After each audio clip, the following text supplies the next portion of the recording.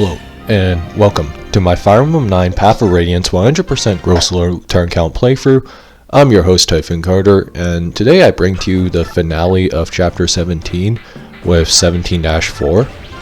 Now, 17-4, it's a kill boss map, and as with parts 2 and 3, part 4 here, we couldn't really manipulate or rather change our units deployment orders beforehand, so all the menuing that we did back in 17-1 pays off here. This is in particular important for Marcia because Marcia needs to be in a particular spot where she can be shoved and smited towards where Oliver is. Now this map, it has a lot of enemies, but thankfully it shouldn't take too long. So basically everything we're doing here is just some optimization. And Marcia's just getting warred because that's totally not overkill by any means whatsoever.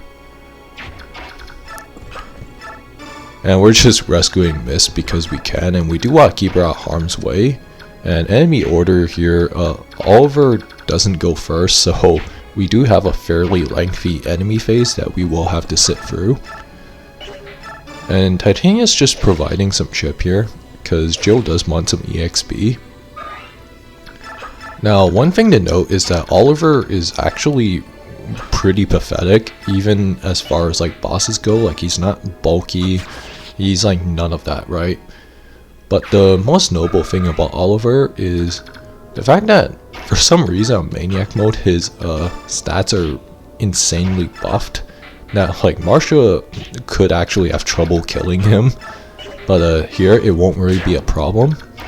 Now Marcia, she had to get rid of this Pegasus Knight. This is so that she can then like canto and basically park right at Oliver's 2 range.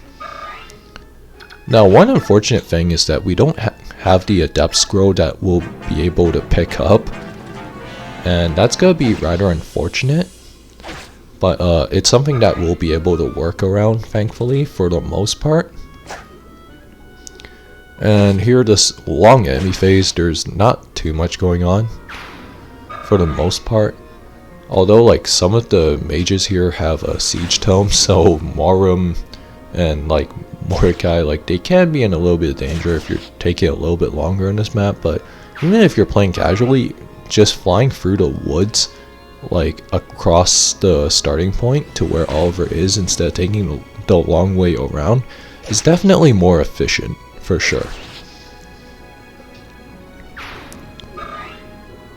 Anyway, so Oliver's personal army, they're all basically coming after Marcia. And here we watch as Marcia's low strength cap just starts letting her down, as she can't even one-round these armor knights with a javelin at cap strength, by the way. And this general, like, I don't even... Okay, she would 2-round KO the general, but that's just really rough given how fat POR enemies tend to be. And again, like, Oscar also getting some experience, and there's just not too much that we really need to talk about for the most part. And yeah, and this mage, yeah, even if he did hit, he had no chance of damaging Marcia, and that javelin broke. And now I did give Marcia a javelin with lower durability on purpose and did a little bit of menuing just to avoid running into that problem once I had to engage Oliver. The Halberdier went down, which normally wouldn't happen, but here Marcia basically stomps the real life, or rather Fire Emblem's version of Bartolo Colon, and Oliver basically goes down for now, but he's not quite done yet. But he'll be back another time.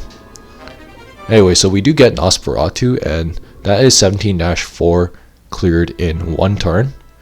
I will see you guys next time for Chapter 18, where we watch Ike promote. Bye bye.